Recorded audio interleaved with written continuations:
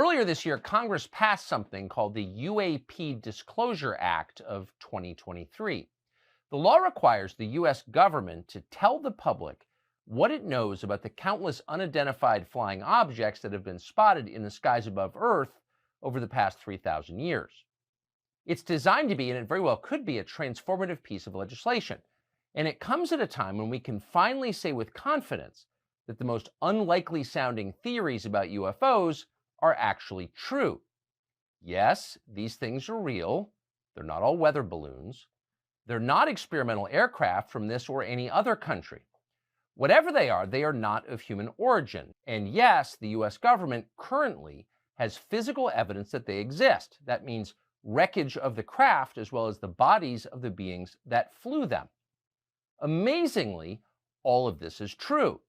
So the question is, now that the UAP Disclosure Act has passed, when can the rest of us see the information that we paid for and in fact own? Well, not so fast, it turns out. Two such members happen to be especially powerful this term. They are Congressman Mike Rogers of Alabama, who is the chairman of the House Armed Services Committee, and Congressman Mike Turner of Ohio, who is chairman of the House Intel Committee. Both of these men have been instructed to violate, in letter and in spirit, federal law, and to hide the truth about UFOs from the American public. They're working to do that right now. It is infuriating to watch this. But if you think about it for a second, it's also baffling. Why is this happening? Federal agencies have been lying about UFOs for more than 80 years. This has been a coordinated effort. It is both highly time-consuming and very expensive. Many Americans have been hurt in the process. But why? What's the point of this? Well, because they're covering up a crime, obviously, and it's their crime. Someday we'll discover what that crime is.